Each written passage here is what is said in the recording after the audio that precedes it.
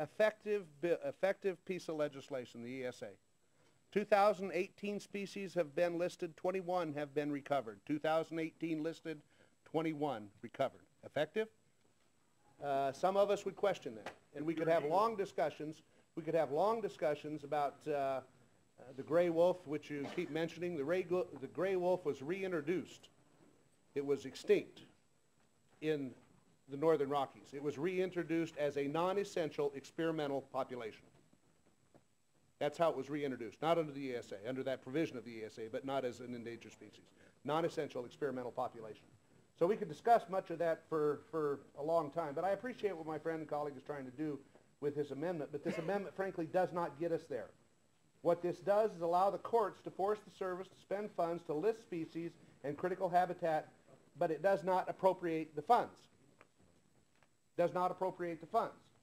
The service will have no choice but to raid other funds from its resource management account, which is already decreased by $146 million, 12% in this bill. So in effect, this amendment piles an additional $24 million cut on the Fish and Wildlife Service. These cuts will hurt constituents in every member in this room. I think the Fish and Wildlife Service has carried more than its fair share of cuts in this bill, and I cannot support it.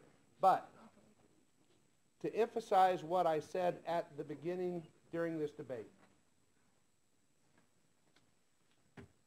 the ESA has not been reauthorized for 20 years. During the markup in the subcommittee, Mr. Dix said, well, we've continued to fund it in the bill for 20 years without reauthorization. That's not the answer, that's the problem.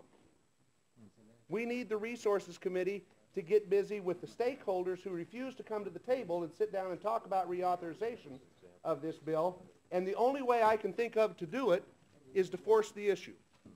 And that's what this does. This is a shot across the bow. And as I said in the beginning, 28% of this bill is in unauthorized areas, funds, programs that have not been reauthorized. We need to get people to the table to sit down and talk about common sense reforms. I don't know of a Republican or a Democrat that is opposed to the Endangered Species Act.